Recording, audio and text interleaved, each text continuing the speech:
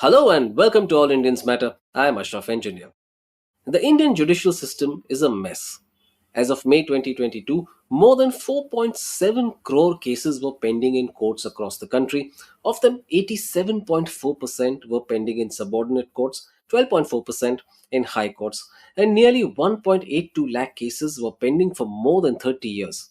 While there are several reasons for this, such as lack of judges, there is no doubt that there is a need to introduce a great deal of efficiency in the way our courts work. Now more than ever, India needs to focus and rely on information technology to energize and speed up courts while improving the quality of judgments. How can technology transform our judicial system? All Indians matter. We have on the show Dr. Arvind Singhatiya, founder and CEO of LegalKart and an alumnus of the National Law University, Jodhpur. Arvind has a corporate background, having worked with the likes of SL Group, Ola Cabs, Metro Cash and Carry, Acme Solar, and Fiki. Arvind then devised a mobile app for legal professionals, a legal management dashboard for businesses. The idea was to create an ecosystem of legal service supply connected with its demand using technology. The app enabled legal professionals to manage their law office and practice on it. Arvind, welcome. Thank you so much for having me on the show. And it's a pleasure to talk with someone who understands the domain and appreciate the effort that we are doing really well. Thanks, Arvind. So let's just get into it. Arvind, how does a clogged judiciary impact the nation?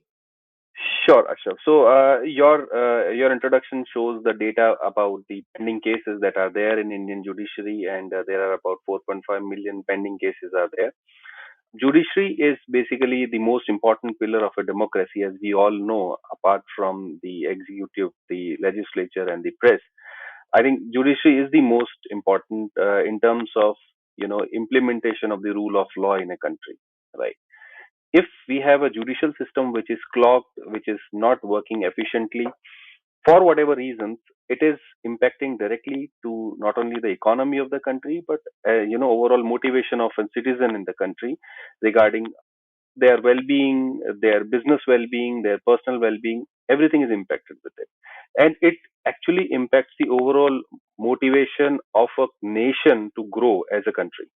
And I'll give you an example. It's a very simple example to understand here that intellectual property rights, when compared with United States and with Indian regulatory scenario, most of the people do all kind of innovations and inventions in countries like US and UK for the simple reason that the implementation and the enforcement of IP law is very strong in US, right? Versus if we take India as an example, right?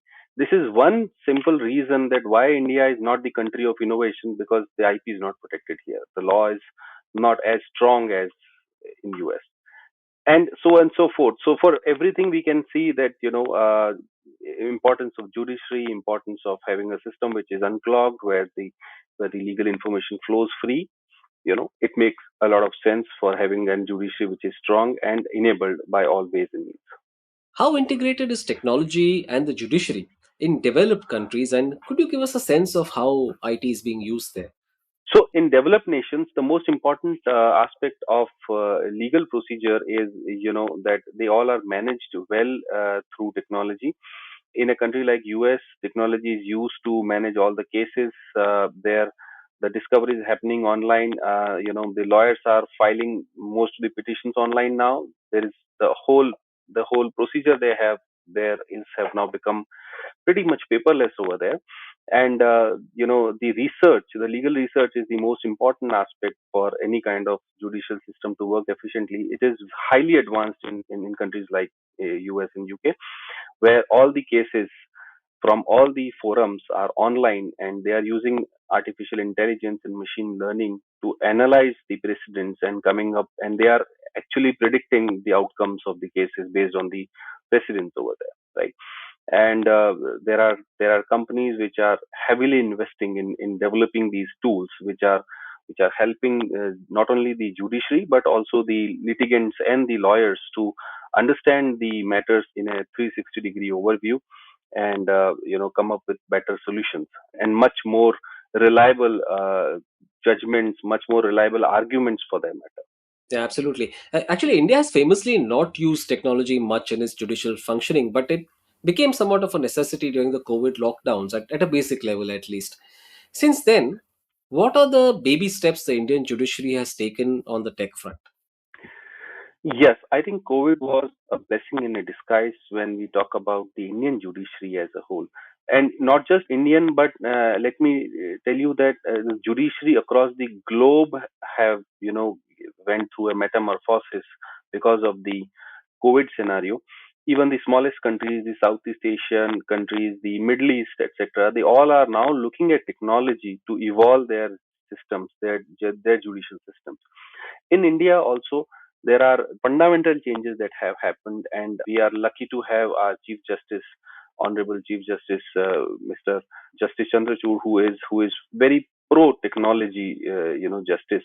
And there were various committees formed in under the aegis of Supreme Court and supported by the government of India to make the judiciary online, to bring most of the processes online, right? And during the COVID, when everything was closed, one thing that was working was court hearings. They were going online, and that actually, diminishes the impact of geography. And we have seen lawyers appearing from all over India to Supreme Court, and they were able to get good orders also in their favor. In past 2 years, judiciary have taken steps right from allowing some sort of online filing, then online appearances, then online signatures. Now, very soon we'll be seeing that at the highest levels, various courts, they have started doing their online streaming of the proceedings also have started happening. And in couple of years, in 2 to 3 years probably, we'll be seeing every lawyer, every court is coming online and accepting petitions also online. So technically saying, legal will become the next fintech, where everything will become digital. You don't need to even step out of your home to file a case or fight a case or get a judgment on that. You know, so right from filing till judgment, everything will become digital and everything will happen on your laptop.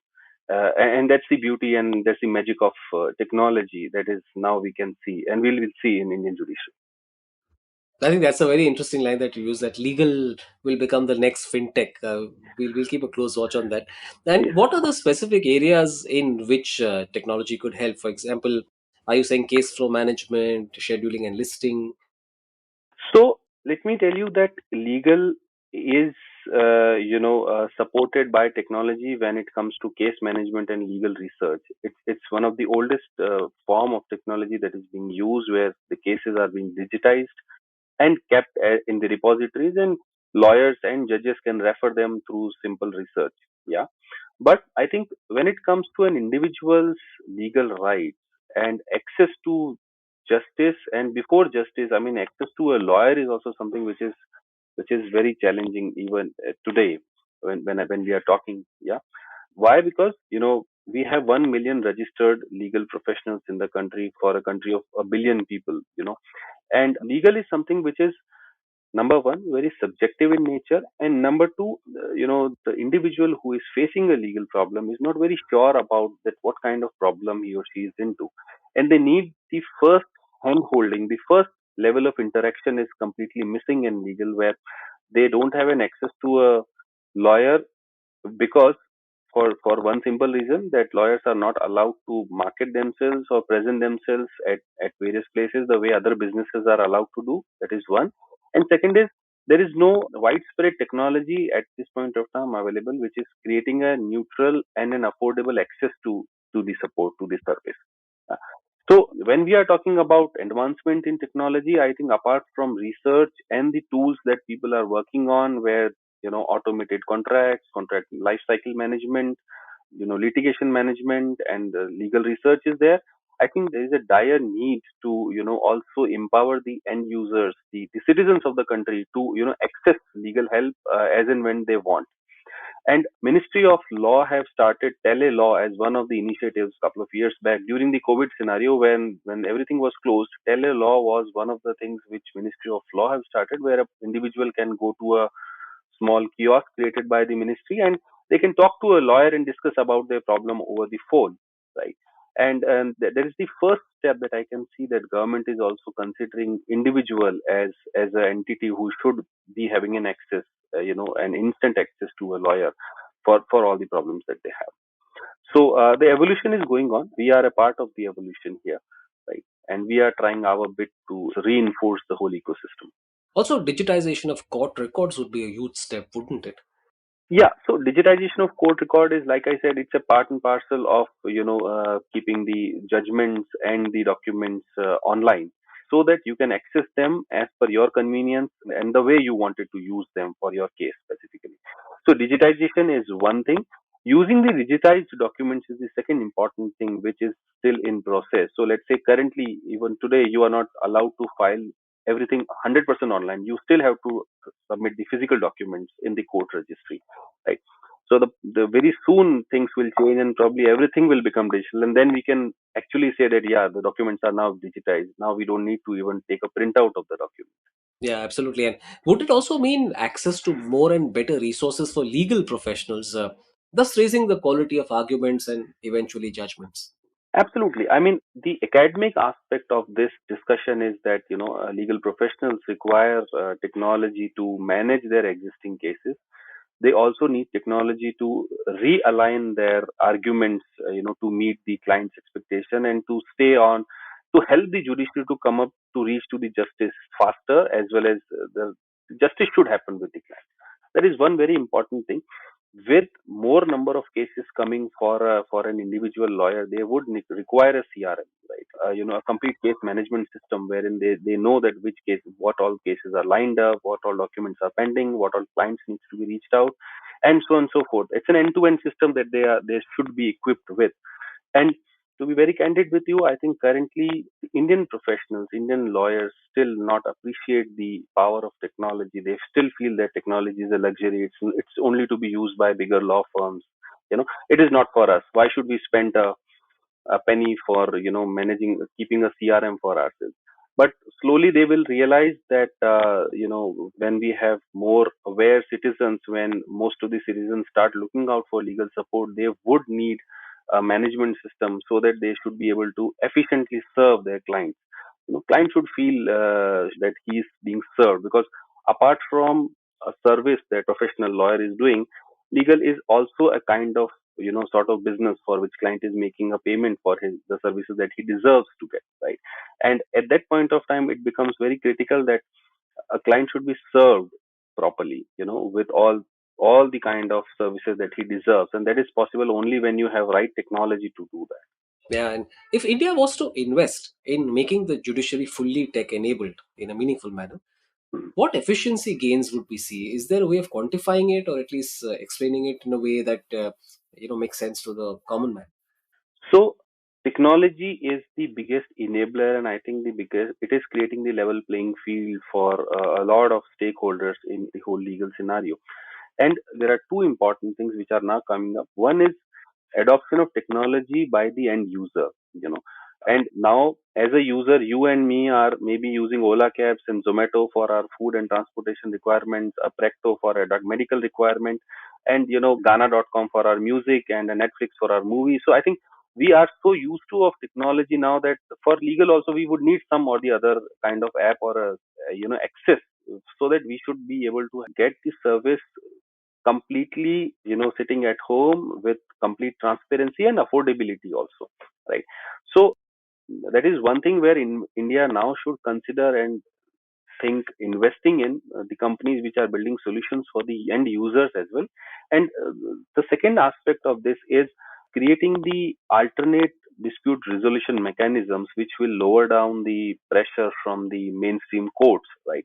Arbitration is one of the most important aspects of that, and online dispute resolution mechanism where parties sitting two different parts of the country should come together on an online platform and resolve their issues without even going to the court, right? And I think these two things, if come in picture, it will not only reduce a lot of burden on the courts, which is already overburdened. This will also enable and fast pace the whole process for the end user, where it's epic then when we say आपके चप्पल घिस जाएंगे court में चक्कर काटते हुए. Instead of that, we should now say that yeah, if there is a justice that can happen faster, we should avail that, and it should be facilitated with the help of technology. But how do you implement this in a country where connectivity is poor, power supply is not a given, especially in rural and semi-rural areas, but also in urban areas, I would say. So the beauty of technology is that today a boy sitting in a small village is making TikTok videos and his friends on Facebook, right? We need only that much of bandwidth. So technology for legal also require only that much of bandwidth. It doesn't require any special bandwidth. We are launching 5G in the country, and when 5G will be there in metros, I think our villages will still have 3G, and which is efficient enough for them to access. Legal is something which is cutting across geographies. So, for example, an Ola or a Zomato may not be viable in a tier 4 city, but legal technology will always remain viable in terms of business aspects also. You will find your customers in tier 3, tier 4, even in villages also, if you provide them the right access in the vernacular language, in the right user interface, etc. There are so many things which we can do to ensure that these guys also become mainstream. So today, on LegalKart, to be very honest, 25 to 30% of the calls are coming from only tier 4 and below cities, where people have legal problems and they would like to discuss with a good lawyer. They want to enlighten themselves that before I go and meet a lawyer physically in his office, I should know what problem I have and what all options I do have. So technology is enabling the people at the bottom of the pyramid also in terms of access. But that number that you just said about the calls that you receive from tier 4 geographies is just indicative of demand, isn't it? Yes, right. And Arvind, what are the greatest challenges before implementing a technology transformation of our judicial system, other than the ones that we've already discussed? I think the most important thing is the perception of technology, and maybe the perception of cost that may technology may have over there, right? So safety, security of the data and the cost of the technology is something which there is a bottleneck over there. People think either it's very costly or it's not very safe. My personal experience with lawyers who are using our technology, our mobile application, the first question everybody asks is my client's data safe? I hope my client data will not go out. They start from there only. I say that, sir, you are making all your payments on Paytm, you are talking all the confidential things on WhatsApp. Why are you worried that something will go out of legal card then? We are using the same technology. We are similarly encrypted. You are using your password to use your mobile application. But like I said, it's a mindset game, and it requires some more time, some awareness, some sensitization at lawyers level, at a higher judiciary level, where and it has already started with Justice Chandrachud in place, now driving the technology revolution. I'm very hopeful that the courts will go online very soon at every level, and once courts are there online, I think it's just a matter of time when all the lawyers will be online. Yeah, I mean, just coming from your example, it took a while for digital payments to take off too in India, but look at them today, isn't it? That's right. Arvind, from the layman's point of view, does technology increase access to justice? Lack of access has been a major problem in India. So, how does technology alter that? Now, you answered part of the problem, I understand, where I can go onto an app and get connected to a lawyer that I need. But I'm going beyond that. I'm talking about access to quality rulings, justice, as in, in terms of judgments in quick time, things like that. That's right. I think before technology, your dependence was completely on one individual who was representing you in the court, your own personal lawyer, yeah, whom you have hired for your matter. And in Indian education system currently, we don't have any subject or any kind of exposure to the students at anywhere during their academic about the laws of the country, right? We have exposure to medical, we have exposure to science, we have exposure to economics, history, geography, but we have no economics to law of the country. And that's the biggest lacking point over here, where when it comes to law, we just switch off our brain and just don't even want to think about it. We just leave it to the person whom we are paying, and we say, you look into it, you do whatever you want to do. And and this has made the whole legal process as a black box. We don't know what goes in the black box and what comes out of it. We just know that yeah, we paid them and there is something that have happened for us, either it's good or it's bad. Technology actually now can help you as an individual to increase your awareness levels when it comes to knowing the rulings, knowing the judiciary, knowing the judicial process, the technicalities involved in this, and what more options or what could have happened better with you. You can now get that through the various research channels, through calls, through, let's say, YouTube videos, and so on and so forth. For a layman, when I'm talking about, yeah. So a layman is now much more aware. A layman is much more well versed with legal processes and procedures there, and they are, I read an article a couple of months back. The layman is now giving tough time to the lawyers because they are asking so many questions that lawyers are also themselves feeling a little bit challenged that, okay, my client is very much aware about the matter over here. I'm going to take you up again on that statement you made that IT for legal work will be the new fintech. And we've seen many industries being transformed in that manner. Yeah. Financial services, of course, education with edutech. What is the business opportunity here? So when I'm saying it's the next fintech, I literally mean that it's a fintech, because when you talk about edutech, you still need a physical infrastructure for education, right? You cannot go 100%. Obviously, you can transform, you can deliver the lectures online, you can probably circulate study material, but you would still need schools, you would still need colleges, you would still need a physical infrastructure to deliver the service when it comes to education. But when it comes to legal, you don't need any kind of physical infrastructure to deliver any kind of legal service, be it advisory, be it documentation, be it filing, be it cases, be it judgments, and this is completely online. So when I say it's going to be the next fintech, I mean to say that the access and the speed with which the legal will grow in the coming time will be like fintech, because there are no stumbling blocks like any kind of physical infrastructure that you need over there.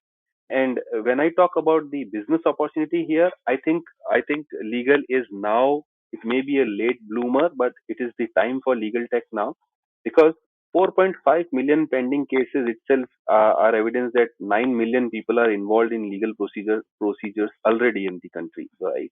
And one of our research, we are selling consultation minutes. You can talk to a lawyer based on the minutes that you are buying. We see a humongous demand of 20 billion minutes of consultation, I think, every year at this point of time, which is a gap over here. People would like to talk, but there is no access available to them, right? And the market size for the legal, if I talk about in India, which is just the unorganized, is it's way beyond 35 billion US dollars, which is, we have estimated that it is there, right? And there is an ample amount of business opportunity, right, in terms of solution providers for tech tool builders, market players, and other similar kind of systems which are enabling end user or a consumer to access support. So tell us about LegalKart. So LegalKart is now, crossing its 3.5 years of existence, and we had a roller coaster journey. Although roller coaster is still on, we are learning every day a lot. We started with consultation minutes, and it becomes an instant hit. I mean, people really like to talk to lawyers at their convenience, and they also like the whole concept of the confidential call. You don't need to tell that who you are and from where you are calling. It just you can come quick to the point and discuss about your legal problem. We also, now created products for property. So a lot of people, not only just in India, but NRIs who are living outside India, face the biggest challenge for them is disposing of the property, buying the property, selling the property, or let's say the property documentation. So we have created smart and quick products for them where they can just come by and get their property managed over there. Yeah. And startups is the third biggest category in the business. Legal card is helping all kind of startups, right from advisory to doing all their documentation and the legal processes that they want for their company. So here's a question I ask all my guests at the end of the show. Why do you do this work? Legal per se is my passion. I work with corporates and manage their legal teams, and I realize that the most logical thing in this world is legal. And as a human being, we all love logic. We all like to argue. We all like to win arguments, right? In me, it went a step ahead, and I started liking the whole legal world as a whole, and I saw the opportunity there. I realized that I can help the whole system to be more faster and smoother, right? And that's why I thought that let me build something for this domain. I welcome your viewers and audience to visit legalkart.com and explore themselves that what opportunities they can have over here. Arvind, if India does manage to effectively introduce a technology led transformation of its judicial system, it could prove to be a huge inflection point in its journey and would go a long way in strengthening people's trust in it. Thank you for talking to us. Thank you so much, sir. Thank you so much. Thank you all for listening. Please visit allindiansmatter.in, that's ALLINDIANSMATTER.in for more columns and audio podcasts. You can follow me on Twitter at Ashraf Engineer, that's ASHRAFENGINEER, and All Indians Count, that's ALLINDIANSCOUNT. Search for the All Indians Matter page on Facebook. On Instagram, the handle is All Indians Matter. Email me at editor@allindiansmatter.in. Catch you again soon.